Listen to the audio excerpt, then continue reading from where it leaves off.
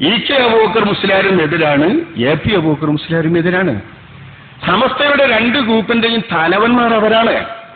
അവരുമായി ബന്ധപ്പെട്ടല്ലാതെ സമസ്തയുടെ രണ്ട് ഗ്രൂപ്പുകളെയും പറയപ്പെടുന്നില്ല. ആ രണ്ട് ഗ്രൂപ്പിന്റെയും തലവന്മാർ ഇപ്പൊ ഖുർആൻ പരിഭാഷക്കെതിരാണ്. ബഹുമാനപ്പെട്ട ഇ.കെ. ഹസൻ മുസ്ലിയാർ, അദ്ദേഹം മരണപ്പെട്ടു. അദ്ദേഹത്തെയും നമ്മയും അല്ലാഹു സ്വർഗത്തിൽ ഒരുമിച്ച് കൂട്ടുമാറാവട്ടെ. ഈ ഇ.കെ. ഹസൻ മുസ്ലിയാർ ഇ.കെ. അബൂബക്കർ മുസ്ലിയാർ എന്ന തന്റെ ജ്യേഷ്ഠ സഹോദരന്റെ ശരിയായ ആശയങ്ങൾ മനസ്സിലാക്കി ന്യായീകരിച്ചുകൊണ്ട് പുറത്തിറക്കിയതാണ് തഹ്ദീറുൽ ഇഖ്വാൻ മിൻ തർജുമത്തിൽ ഖുർആൻ എന്ന ഈ ഗ്രന്ഥം.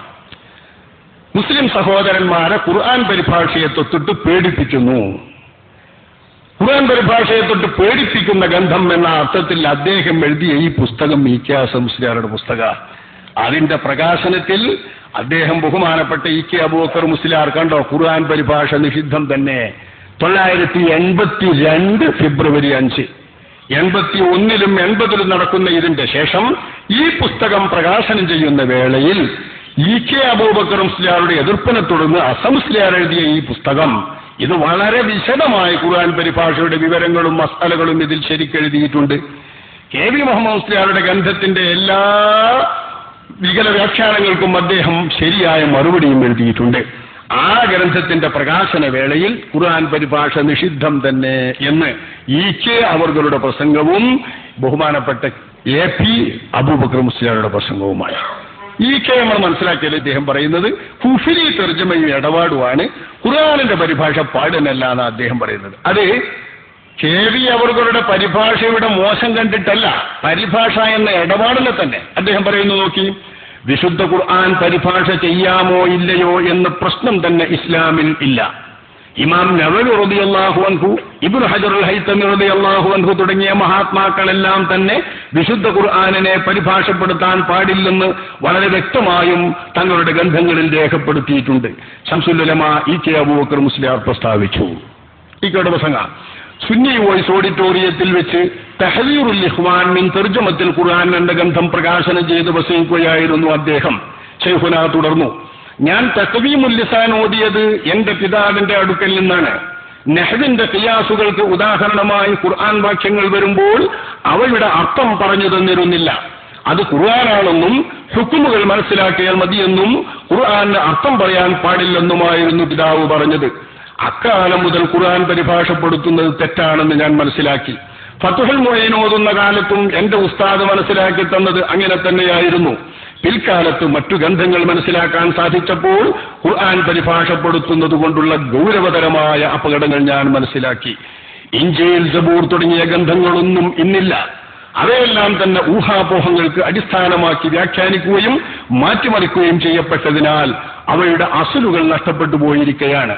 ഖുർആൻ പരിഭാഷയിലൂടെയും ഉണ്ടായിത്തീരുന്ന അനുഭവം അതുതന്നെയായിരിക്കും. ഖുർആൻ അല്ലാഹുവിന്റെ വചനമാണ്. ലറബ സയ്യിദുൻ അംറൻ എന്ന അറബി പദത്തെ സെയ്ദ് അംറിനെ അടിച്ചു എന്ന് പരിഭാഷപ്പെടുത്തുന്ന ലാഘവത്തോടെ വിശുദ്ധ ഖുർആനെ പദാനുപദം വിവർത്തനം ചെയ്യുകയെന്നത് തിരുവചനത്തെ തരം താഴ്ത്തലാണ്. സംശയമില്ല, അയിമ്മത്ത് ആരും ഇതിനോട് അനുകൂലിച്ചിട്ടില്ല. കാരണം ഖുർആനിന്റെ ഇഅ്ജാസ് നഷ്ടപ്പെടുമെന്നത് തന്നെ. അർത്ഥസമ്പൂർണമാണ് ഖുർആൻ. മറ്റൊരു ഭാഷയില്ല അർത്ഥം സമ്പൂർണത ഉൾക്കൊള്ളിക്കാൻ മനുഷ്യന് സാധിക്കില്ല. ഇത്ര വ്യക്തമായി കെ. അബൂബക്കർ മുസ്ലിയാർ അന്ന് പ്രസംഗിച്ചു. ആ പ്രസംഗത്തിൽ ഇതേ പുസ്തകത്തിന് ആശംസ അർപ്പിക്കാൻ ബഹുമാനപ്പെട്ട എ.പി. അബൂബക്കർ മുസ്ലിയാർ അവർ പോയപ്പോ അദ്ദേഹം ചെയ്ത പ്രസംഗം ഇതിലുണ്ട്. അദ്ദേഹം ചെയ്ത പ്രസംഗം എങ്ങനെയാ പറയുന്നത്? മുസ്ലിമീങ്ങളായ നമ്മുടെ ആധാരം വിശുദ്ധ ഖുർആൻ ആണ്. അള്ളാഹു നൽകിയ ഏറ്റവും മഹത്തായ അനുഗ്രഹവുമാണത്. ആ ഖുർആനെ വിശദീകരിച്ചു പഠിപ്പിക്കാൻ അള്ളാഹു നബിയെ നിയോഗിച്ചു. അവിടുന്ന് സ്വഹാബത്തിന് വിശദീകരിച്ചു പഠിപ്പിച്ചു. ആ വിശദീകരണമാണ് യഥാർത്ഥ വിവരണം. സ്വഹാബത്തിൽ നിന്നും താബിഉകളും താബിഉകളും അങ്ങനെ തലമുറയായി മനസ്സിലാക്കി പോന്നു. ഭാഷാതി കൊണ്ടുവെച്ചോ ഭാഷാജ്ഞാനം ഉപയോഗിച്ചോ മറ്റേതെങ്കിലും അറിവുകൾ വെച്ചോ ഖുർആനെ വിലയിരുത്തിയാൽ അത് ഖുർആനല്ല, ഖുർആന്റെ വിശദീകരണവുമല്ല. എ.പി. അബൂബക്കർ മുസ്ലിയാർ പ്രസ്താവിച്ചു. അദ്ദേഹം തുടർന്നു, ഖുർആൻ ജനങ്ങൾക്ക് മനസ്സിലാകണമെന്ന ചിന്ത വളർന്നു വന്നതാണ് പരിഭാഷാഭ്രമത്തിനിടയാക്കിയത്. ഇക്കാലമത്രയും ഖുർആനിനെ ആരും മനസ്സിലാക്കിയിട്ടില്ലെന്ന് ധരിക്കുന്നത് അപകടമാണ്. നമ്മുടെ മുൻഗാമികൾ ആരും ചെയ്യാത്ത കുറ്റമാണ് ഖുർആൻ പരിഭാഷപ്പെടുത്തൽ. എ.പി. അബൂബക്കർ മുസ്ലിയാരുടെ പ്രസംഗം 1982 ഫെബ്രുവരി 5. ഇനിയിപ്പോ ആരും പറയണ്ടല്ലോ, EK ഗ്രൂപ്പ് സമസ്തയുടെ നേതാവ് EK അബൂബക്കർ മുസ്ലിയാരാണല്ലോ ഇന്നും.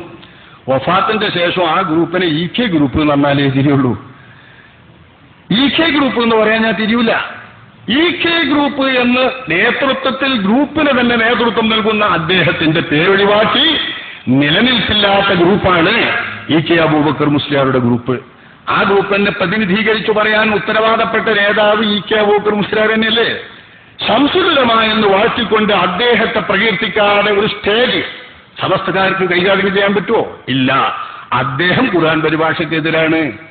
AP അബൂബക്കർ മുസ്ലിയാരുടെ ഗ്രൂപ്പിൽ ആരൊക്കെ ഉണ്ടാവട്ടെ, അദ്ദേഹത്തിന്റെ നേതൃത്വമാണല്ലോ ആ ഗ്രൂപ്പിന്റെ നേതൃത്വം. അദ്ദേഹവും ഖുർആൻ പരിഭാഷയ്ക്കെതിരാണ്. അൽഹംദുലില്ലാഹ്. സുന്നികളൊക്കെ ഒന്നിനല്ലേ? ഇപ്പൊ ഈ കാര്യത്തിൽ സുന്നികളൊന്ന കേരള സംസ്ഥാന ജംഇയ്യത്തുൽ ഉലമ എന്ന് പറയുന്നതാണെങ്കിൽ ഇതിന്റെ പരിശ്രമം മലയാളത്തിൽ സുന്നികൾ തുടങ്ങിയോടെ മുതൽ ഇതിന്റെ അഭിമന്യരായ നേതാക്കളും സ്ഥാപകരും നമ്മുടെ മാർഗദർശികളായ പണ്ഡിതന്മാരുമല്ലേ എന്ന് അതിനെതിരെ ശബ്ദിച്ചത്.